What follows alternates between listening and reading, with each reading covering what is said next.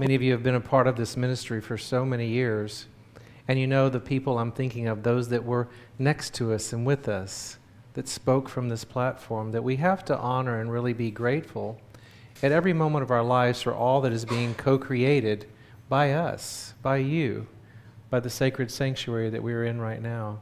And I'm grateful for this beautiful person to the right of me, Reverend Barbara, here. It's wonderful to be with you again this morning. Always great to be together. So we have a message, don't we? We have a message. We have a message, yeah. But I would like to say something. If I forgot anybody that's here for the first time, welcome. We're so glad you're here. And Sarah's back there for the first time. And thank you, Sarah. She's going to be helping with the sound, and we're grateful for her. Yes, we have a new addition to our staff team. Sarah is with us, and she's back there shadowing Troy. So it'll be the Herb and Sarah show in the AV booth going forward, and it's going to be really wonderful for us all. So gratitude. You know, when we think about gratitude, we often think of the politeness of it, the respect of it, the thank you. Someone does something nice and we say thank you. But isn't it often when we are saying thank you after we've received something? You know, have you been in a grocery store or at a restaurant and someone says something, you say, oh, thank you very much. Because we're saying thank you after that. And of course, the spiritual practice is really about having a heart of gratitude all the time, which is more of a challenge to stay in the space. Oh, you find it a challenge, Reverend? Oh, you don't? I wish to say I don't, but Tell me a little bit. Tell me a little bit about gratitude in life. Well, I do try to be in gratitude. I'm so grateful to be here, and gratitude is as much a practice as I can do at this level of my consciousness. However, I wake up in the morning, and my first thought is thank you for me being alive. And then I bless my family. Then I turn my lights on, except there were none. So it was 6:15, and it was totally dark in the house. And I'm thinking, oh my goodness. The first thought is, how will I get my makeup on? There you go, Reverend Doug. Yeah. But it wasn't my first thought that the house was already warm. And to expand, if that makes sense, my gratitude level, I don't think of thinking of the electricity being on. I take it for granted. And what did St. Paul say? In all things, give thanks. So this morning was a really good lesson for me to broaden my gratitude, Reverend Doug. What do you think about that? Well, it's as I said, it's a constant practice because we are faced with, well, I'll say I am faced. I won't project that onto you. With a constant obstacle. And when we look at the spiritual practice, we look at the obstacles being more about the curriculum, the life curriculum that's being given to us to see how we can overcome, move through that, and continue with that. You may want to call it a positive attitude, but it's also to see, have I done my work? Because as we continue to do our spiritual practice, our gratitude practice in our work, sometimes I like to envision it like this: the hills and the valleys of life. And you know, when you go into those valley periods or those low periods, and we all do, it's emotion, it's grief. Grief, I think, is a grief coach for many years. Grief is always occurring all the time because life is changing. And it doesn't necessarily mean the loss of a loved one, which we often attach that to. It's just that life is changing all the time. And what I realize is when you practice gratitude on an ongoing basis, those valleys are not quite that deep.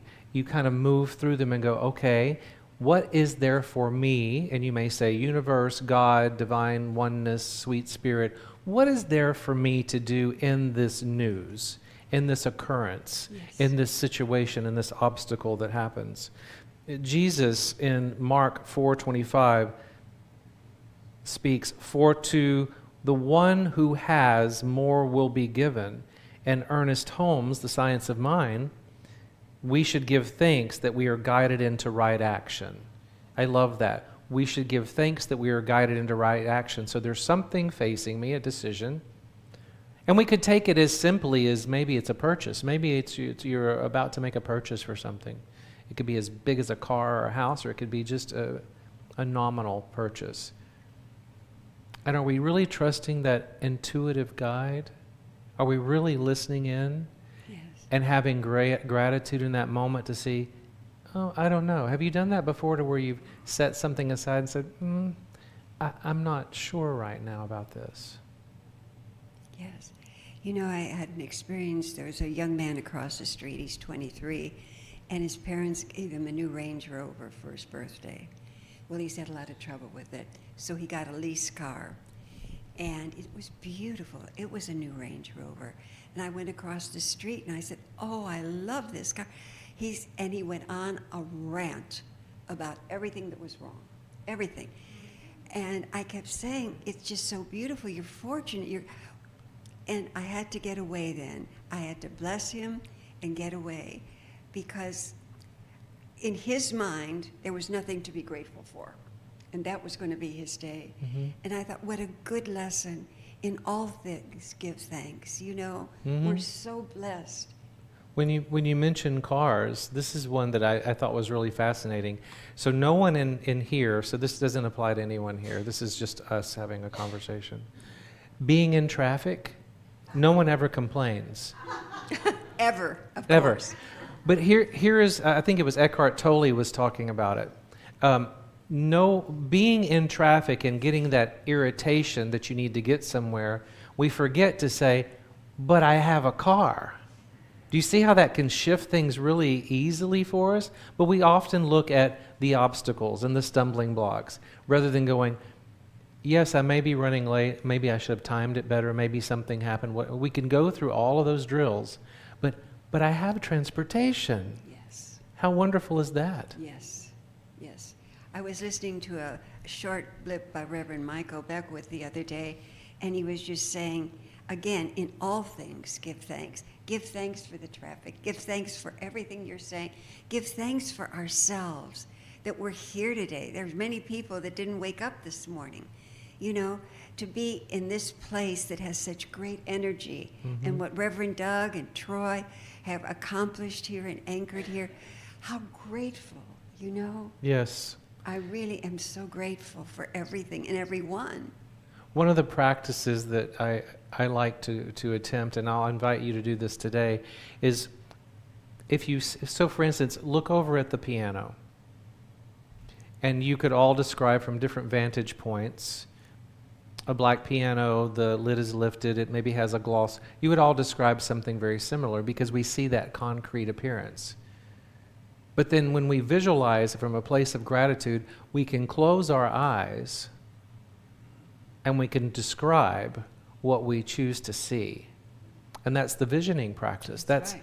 I describe whatever the circumstance in my life is, rather than see with my eyes what's before me, this situation, this trauma, this occurrence, this news broadcast, this podcast, whatever I'm hearing, or I could choose to close my eyes and I could visualize what I see with a smile on my face and what I am manifesting into my life from a place of gratitude. Have you done that before? Have you practiced that at least once in your life? Because this is not where we come from typically, is it? We usually see and we describe, rather than describe what we see. I love that practice. I do too. It's a hard one Rhonda. to do when you're living in the world and navigating all the things that we do. It really is. You know, the old saying, we'll believe it when we see it. Uh-huh. And Wayne Dyer was always great about that. You see it. You believe it when you, what am I saying here? You see it. First you see it, and then you believe it. But it's not the well, I'll believe it when I see it. Right. That's not the attitude. One of our first teachers, so for those of you, how many hands are longtime Unity students, have been in Unity for long enough to know that Myrtle and Charles Fillmore are co-founders? So yes. How many of you actually know that the first lesson, the first teaching came from Dr. Emily Cady? Anyone familiar with Emily Cady? Okay, so Lessons in Truth is our very first lesson. Charles and Myrtle Fillmore really engaged her with writing those first lessons, even before they met her. And when I first became a Unity student, there was something really powerful that she wrote in Lessons in Truth, and it was, when will we stop running to and fro, asking everyone about how? When will we start proving things for ourselves? And I think that's one of the most powerful lessons for us, because I can say all day long, or Reverend Barbara and I can talk about it between each other, or I can talk to Megan or Sandra or Troy or anyone in the community about what my experience is. But until I have gone and experimented and tried and done that for myself, I can't speak from it because I don't know that. But that's where that gratitude practice or spiritual practice comes in, when we prove it for ourselves. And I know that there is divine possibilities at work all the time when I touch into and I realize, as Jesus said, I and the Father are one. Yes. That's not outside. No. That's within. That's right. Because when Jesus gave thanks, this was so interesting, because Jesus comes out of, a rabbi out of Jewish law. And when Jesus gave thanks for breaking bread, thanks before meals, he was shifting a little bit from what he had been taught, because typically it was a great thanksgiving for Abba, the Father on high, and there was a great thanksgiving for what we are blessed with, and that we are full and satisfied. But he shifted a little bit. He gave thanks. He assumed that role and that responsibility, as we can too. Yes. We have great power. Oh, he gave thanks that it was already done. Absolutely. Yeah. And then multiplied. Yes. Yes. Yes. And gratitude does multiply. You've got a beautiful quote here, Reverend Doug, by Charles Fillmore. Did you already? The Law of Increase. Oh, no. Just lovely. I love that. Would you mind reading that? You'll have to tell me where it is now, because I went off on that one of those creative exercises there. Under number 2. Oh, yes. Charles Fillmore says, there is a law of increase, and it changes everything. And when applied to the things of spirit, it works with the same certainty that it does in the realm of the visible. And that's what we were talking about. It works with the same certainty. So while I can say there is a piano right there and I see it and I know it's there, it works with the same certainty when our eyes are closed and we see with our heart. And we are grateful for what we are creating, co-creating, and manifesting into our lives. It works with the same certainty. Yes. But do we trust it? Do we trust that? If we don't see the visible, do we actually trust that? I think that's our work, isn't it? And I don't mean yours, I mean ours, all of our work. We are co-creating at all times. And so much of life is in the invisible. And when we can let go of the fear and me, and just move into gratitude, we move into a different realm of being. We truly do. We are touching then the infinite, or the hem of the Spirit, the hem of the gown of the Spirit, because we have moved ourselves into a different vibratory level, haven't we? Isn't gratitude a vibratory level? It is. And complaint is boom, right to the floor. Deepak Chopra, anyone's familiar with Deepak Chopra? In the 7 spiritual laws of success, he says gratitude opens the door to the power, the wisdom, the creativity of the universe. Yes. Everything begins in gratitude. Yes. When Charles and Myrtle Fillmore, especially Charles, created the 12 powers, as a seminary student, I used to say, where's gratitude in the whole process? Yes. Gratitude encompasses all of it, is something we don't often talk about. Yes. It really is the core.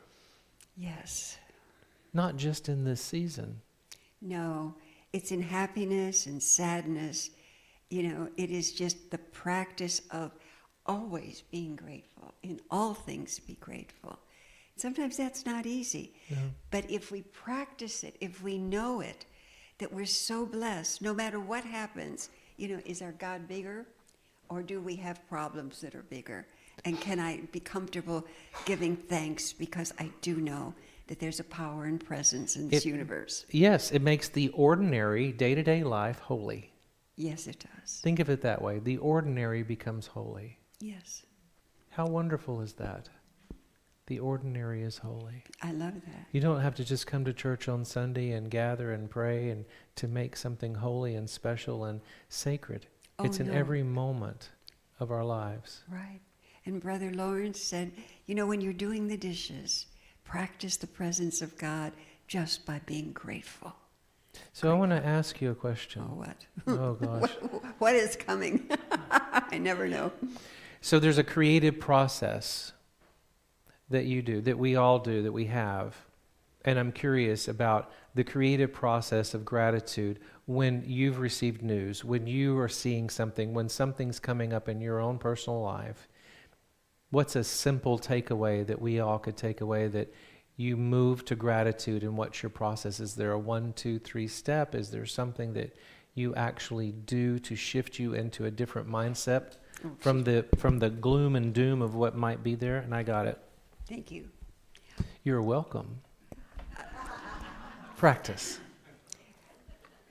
Well, that's a little different question than I thought you were going to ask me. So, yes. You've received news that's not so good. And I have, for sure. I've got one grandson I've gotten, troubling news. And it's easy for me to go down the rabbit hole. Yeah. Oh my gosh, here we go again. Is he ever going to blah, blah, blah? So how do you shift? I have to just absolutely know that is the behavior of the person. It is not the person. And I have to recognize in him the goodness, and that God is right there with him.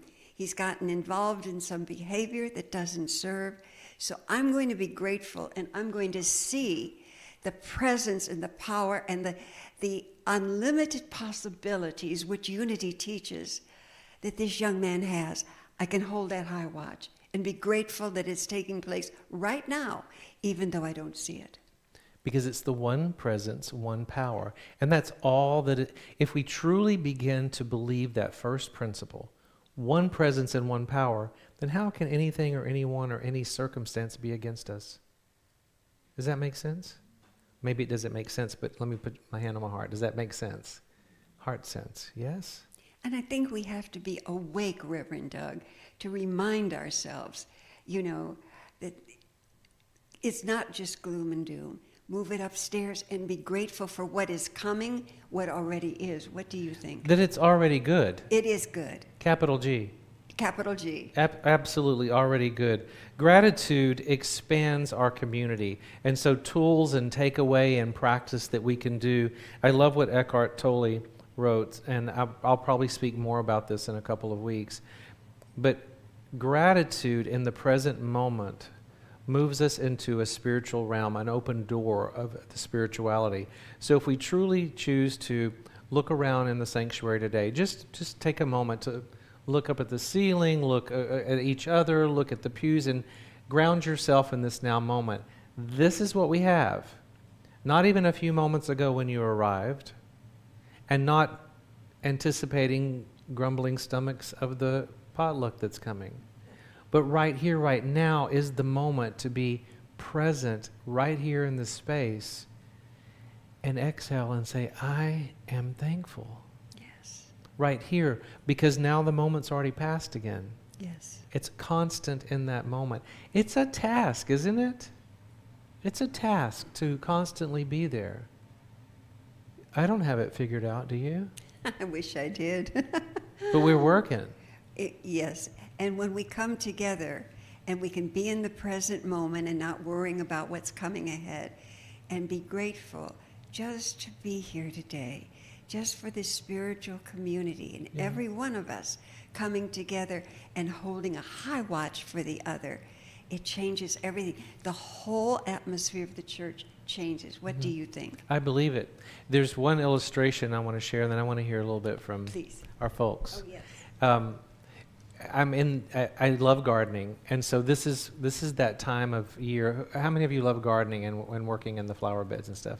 So this is the time of year that the daffodils are going in more tulips, crocus. Everybody familiar? And I'm putting the bulbs, and I'm randomly doing them. Now I have to mark them because you know how you do the mulch and you forget where you put them. And if you run out and check on that every day in November and December and January, you're just seeing dirt. But you know what's coming, don't you? Yes. And what a glorious thing when all of a sudden you start seeing all these different levels, because I plant at different days and different times and different depths, because it's going to pop and bloom everywhere. It's going to be a show, but it's kind of like waiting for Christmas. You're running out going, okay.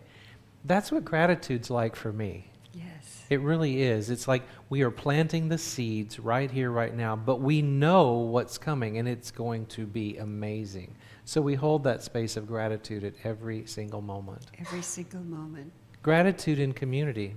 What's the question What's the question? for our folks? Oh, let's find out. Okay. What do you think? Okay. So if you were thinking about gratitude in community, all right, it's going into the old Oprah show. Oh, if you are thinking about gratitude in community, what one word would you describe or say that's a need? Maybe it's a need that is met by being in community in service. Who? Denise said connection. Cheryl? Acceptance. Acceptance. Being in community, in spiritual community. What do you say, Sandra? Friendship. Friendship. Yeah, that's a great way to connect and keep joy alive. Support. Vivian?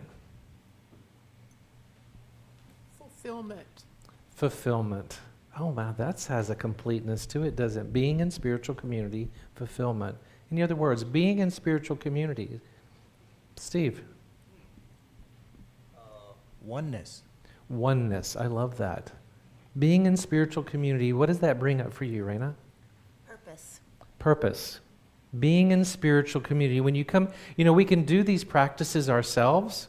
We can do everything that we're doing. We can talk about the tools. But when you come into community, there's an energy level that rises. There's a frequency that we are tapping into. Even those that have come before us, that have left their prayers and their gratitudes in this space, you feel it. You tap into that. What's another one? Sharon? Love, yeah. Yeah, absolute love. Community love, connection, connected love. Who else? Bristol? Compassion. Love that. Any other thoughts? Friendship, yes. What about back here in the back? There's Rachel. Community gratitude is what? Our vocalist that I put on the spot here. That I should just have the immediate answer, but I would just say togetherness and camaraderie. Togetherness and camaraderie. Music. Absolutely, music. Gratitude in community. Do you have one? They're using all the words. Okay. A lot of good words. What about back here in the back? Being involved. Being involved, yes, when we're involved. I remember a story, Reverend Barbara, I'm going to tell you the story. Did you have another word there? Chris? Peace. Chris said peace, absolutely. Extending the peace. Linda? How about unity? Unity. The value of unity, more than the name of an organization, the value of unity. That is my favorite, actually. Vivian? Strength, absolutely. I'm going to tell a little story about Reverend Barbara when she first came into Michael Beckwith's church. The way she found community, the way she found her way in, was she became a greeter and a volunteer. A greeter and a volunteer, and that created community and that sense of connection and belonging. Thank you for your mic, Megan. You're welcome. So we are grateful that you're here with us today. We're here for more than who shows up and what's happening and what's here on a Sunday service. We're more about transformation in the unity community, but transformation beyond these walls. Absolutely. And may I say one more thing? Yes. When one of us comes in, all it takes is just one that comes in anchored in gratitude. It lifts up the whole community. Yeah. When one or more are gathered, or two or more are gathered, how powerful that is. It lifts us all. Yes. I'm going to tell a little story. Okay. Is that okay? Yep. Can you tell what that is from here? Shout out. Acorns. So acorns, I'm going to give a short history lesson. If you pick up the brochures that's outside, they're the new ones that says You Belong, gives you a little history of this church and the tree that is out here in the courtyard that was planted as a seedling and prayed over in 1952. These acorns are from that tree. And I want to tell you a little story. Everybody ready for story time? Okay, gather around. Here we go. The little acorn. Once upon a time, under a wide blue sky, a tiny acorn nestled in the soft forest floor. All around it rose tall, ancient oaks whose branches touched the clouds, and the acorn gazed in awe and whispered, "How could something so small ever become so grand?" One evening, as the stars began to shimmer, a gentle breeze swirled through the trees and spoke, "Little one, you carry the whole oak within you. You are already part of the sky above, the soil below, and the song beneath the forest." The acorn felt wonder stir in its heart. It let the rain wash over it, the earth cradle it, and the sunlight fill it with warmth. Slowly, roots stretched deep into the soil, touching hidden rivers, while a little sprout lifted upward, reaching for the light. As seasons turned, the acorn grew into a strong young tree. Birds wove nests in its branches, deer rested in its shade, and children laughed and danced around its trunk. The oak felt itself connected to everything: the stars overhead, the wind that carried whispers, and the forest that sang in harmony. Smiling, the oak remembered the breeze's words. Spirituality is knowing that you are never just an acorn or a tree. You are part of the great wonder of the world, rooted in the earth and reaching for the sky. And so the forest grew not just in trees, but in wisdom, awe, and joy. I love that story because the little acorn represents that divine spiritual oneness, that Christ presence that's within us, that can always be a reminder. So today, when you do go to the upper room to join us for Thanksgiving, there is a little acorn with a smiley face and an affirmation up there to take with you for your pocket or your purse or to set on your desk or in your drawer, that you can always remind yourself of the innate power that you have to be all that you are created to be. Also, some of the gratitude that you shared today, when you go upstairs, you'll see a table covered in fall leaves. Not the ones from the ground, ones you can actually write on because they're Sharpies. So while you're gathering upstairs, write your gratitudes on those leaves. There's a basket to place them. Take your acorn with you, and there's some games upstairs to play as you become festive and joyful in the potluck. It's our Thanksgiving potluck upstairs. And give thanks. And give thanks, absolutely. So thank you all for sharing this moment, sharing it with Reverend Barbara and I, and we have another gift for you. Oh, gifts. Gifts? No, see, the gift is going to get me out of this chair, right? And I know it to be true already, and therefore it is, see? And so it is. Thank you all.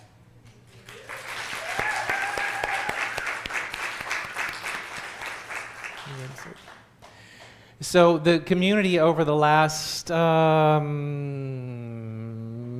Easter to the present have had a lot of community gatherings, connections, and some stories that we want to be able to share with you. And some of you might remember Gabe has joined us at different times. He's kind of hiding with the camera throughout. Do you remember some of those times? So we have a lot that's been captured for this community as we've been growing and developing into a new time and space. If we'll just dim the lights a little bit, I want you to share how far we've been just in the last few months, and just take this into your heart and enjoy.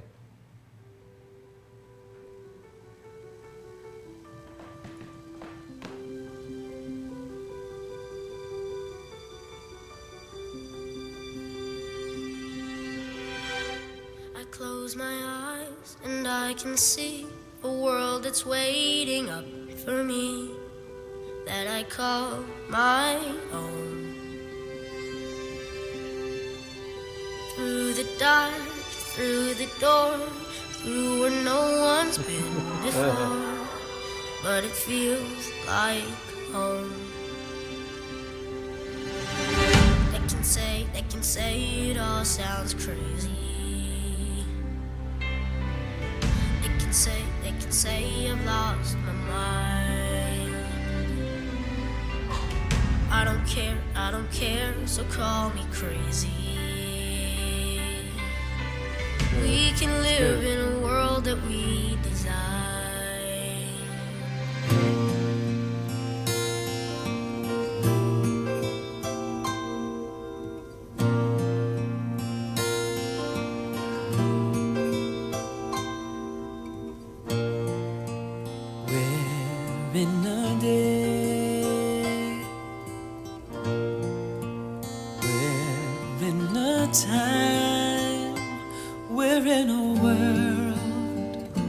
it's lost its mind.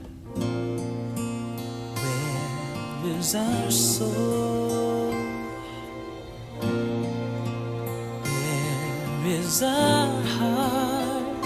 We each need to pray to find our way. There is a way out of the dark. Be the light, be the light. Let the flame that burns inside of you change somebody's life. Be the light, be the light. You may be the only candle in the night, but you'll be the light.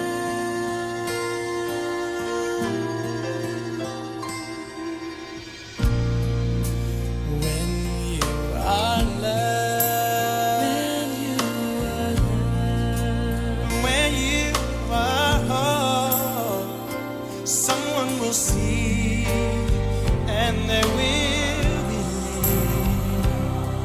Like a fire so strong, it will catch on. Be the light, be the light. Let the flame that burns inside of you change somebody's life. Be the light, be the light. You may be the only candle in the night, but you'll be the light. Shine, shine, show the way. Open your heart. Don't be afraid. Don't be afraid. Be the light. Be the light. Let the flame that burns inside of you change somebody's life. Be the light. Be the light. You may be the only candle in the night. Be the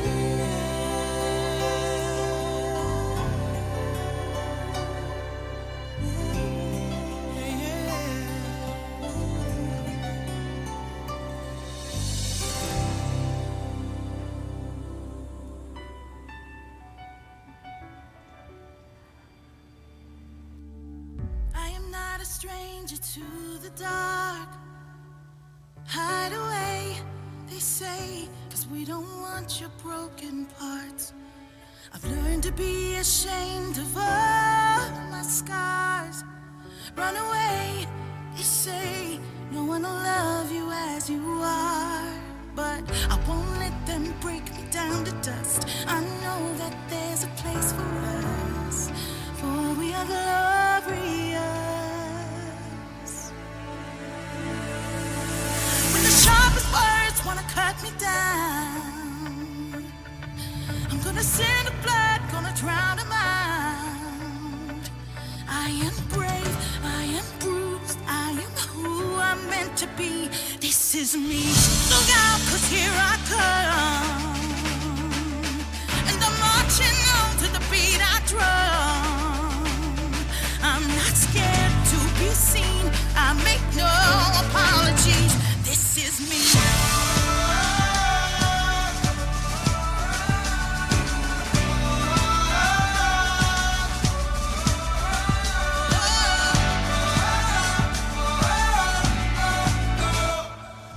Another round of bullets hits my skin.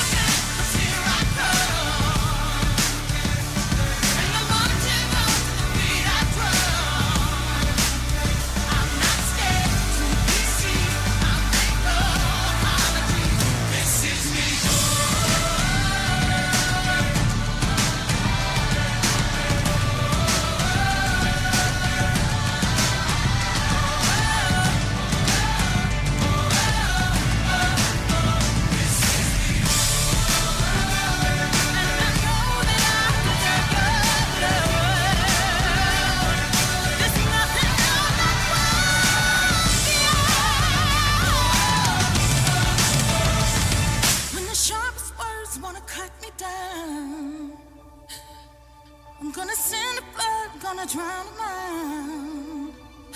This is brave, this is bruised, this is who I'm meant to be, this is me.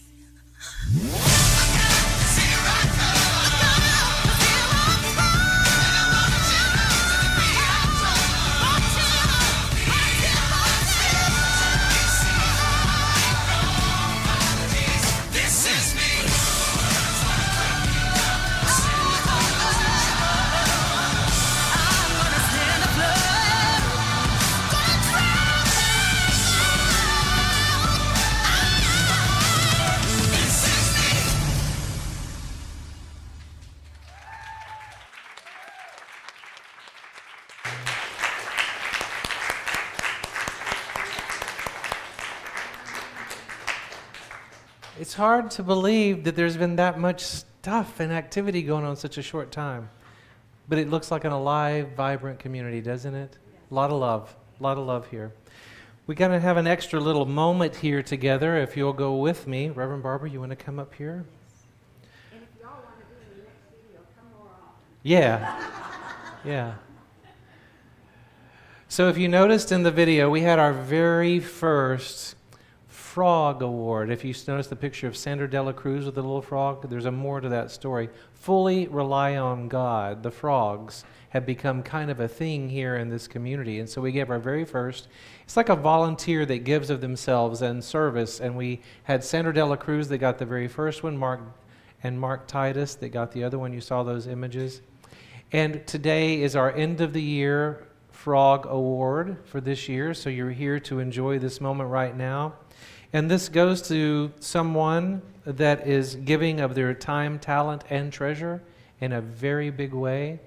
And I'm sure on Sundays you appreciate the extra recipes and baking that this person offers us in such a beautiful way. So if Dr. Raina Weldon would please come forward.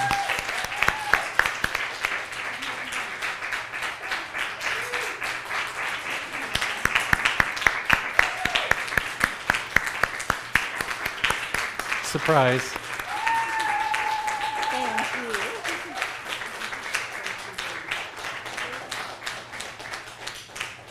So we not only enjoy her eats and treats that you often hear about, but it's as a person in this world.